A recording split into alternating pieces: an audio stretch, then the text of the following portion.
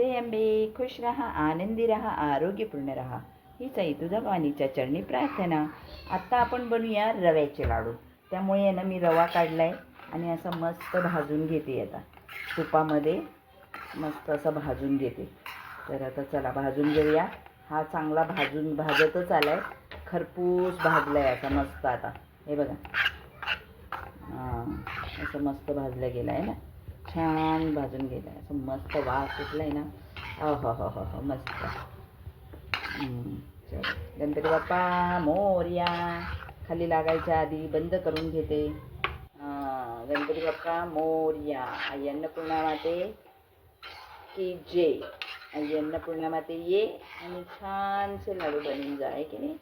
आमच्या बरोबर राहा, म्हणजे असं बनवून जा. काय तुझी प्रेरणा म्हणून आम्ही बनवून, नाही का. अर्धा किलोचा पहिला भाजून घेतला. आता हा भाजून घेतो, असं छान मस्त असा भाजून घेतला.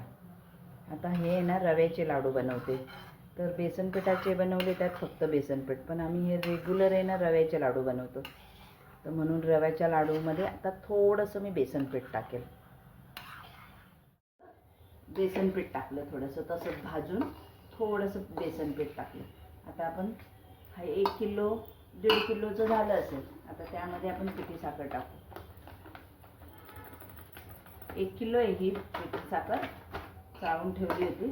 पण मग आता एवढी टाकून बघू, मिक्स करून बघू आणि मग परत थोडीशी टाकू. पिठी साखर थोडीशी कमी गोड असते ना.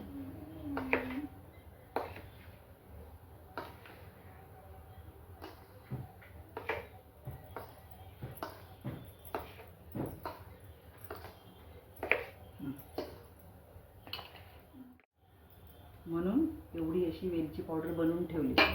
आणि मग हे ड्रायफ्रूट तळून घेतले आणि मग याच्यात टाकणार आहे आता. आणि वेलची पावडर तर टाकली. आता लाडू बांधून घेऊया.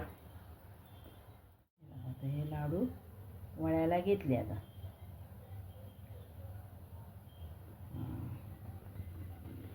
हे बघ बनतायत हे रव्याचे लाडू.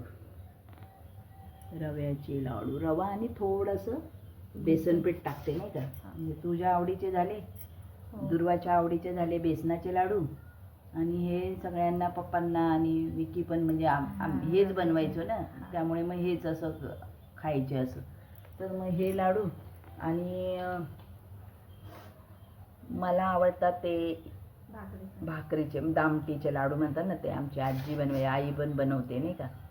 मग ते एंडिंगला बनवू वाटलं असतं. पण आता हे दोघांच्या पसंतीचे झाले. आता मग नंतर वेळ भेटला की ते दामटीचे पण करू आपण. थोडेसे पुऱ्या करून मग त्या तळून, नाही का. त्या सगळ्यांना, ह्यांना पण सगळ्यांना आवडतात. सुनीता म्हणजे सगळ्या घरच्यांना. मग सुनीता तरी बनवून आणते. मिनलला खायचं नाही चण्याचं पीठ, तरी ती थोडंसं तरी टेस्ट करेल.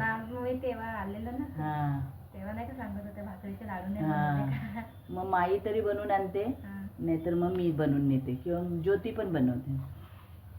ज्योतीच्या सासूबाई बनवतात. म्हणजे तिकडे आपल्या इथे आहेच ना हे दामटीचे लाडू गावाकडे, त्यामुळे मग त्यांच्या घरी पण ते बनतात.